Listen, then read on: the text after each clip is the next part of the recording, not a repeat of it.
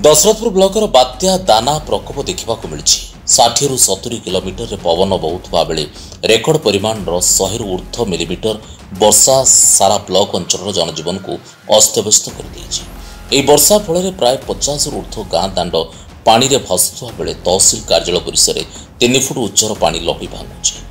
तहसिल कार्यालय मध्य को क्षतिग्रस्त माने जाइपारु नथबारु हंतसंत होउछथि। ब्लॉकर 35 कोटी पंचायत रे 300 रु ऊर्ध्व कच्चा घर छपर उड़ीबा सह कांथ भुशुड़ी माटी मिशि जाइछि। एही वर्षा प्राय 5000 ऊर्ध्व हेक्टर धान जमी को नष्ट करथिबा बेले 50 हेक्टर रु अधिक परिबा चाष क्षति होइछि। क्षतिग्रस्त अंचल रे सरकारी सहायता तुरंत पहुंचबा को लोके दाबी करुछथि।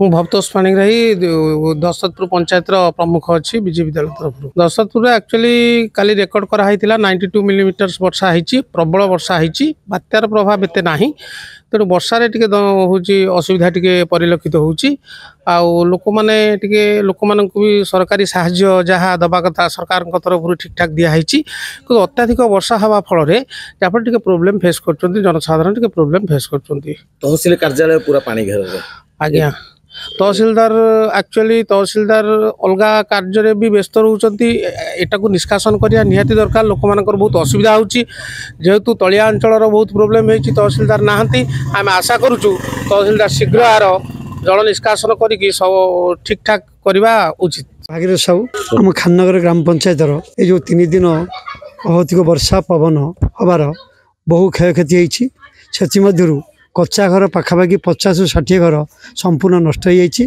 किमिति कच्चा घर पुनरुद्धार करा जीवो सेमान को पाल दिया जीवो थैथान करा जीवो और तांको नूतन घर मध्य निर्माण कराई सहयोग सरकार तरफ दिया जीवो आपण दया करी व्यवस्था करूँ। धान सारधान प्रबल क्षति होती सारधान थोड़ा आसला समय सारधान प्रबल क्षति होती जहाँफल अपूर्ण क्षति से आपण सरकार जनातु और सरकार किमि तदंत करी चाषी मान उपयुक्त क्षतिपूरण देवे। बिरजा मल्लिक समाजसेवी खाननगर ग्राम पंचायत संभाव्य बात्या जो घटिला आसंता 2 दिन भितर प्रबल पवन एवं वर्षा जो आम अंचल किसी कच्चा घर बहु परिमाण नष्ट होती।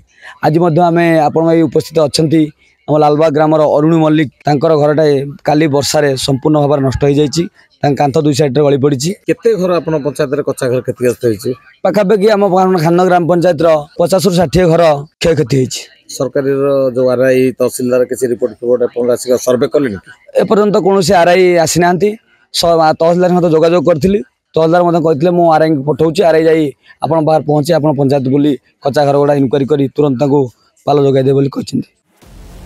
दशरथपुर प्रत्युष नायक रिपोर्ट जाजपुर न्यूज।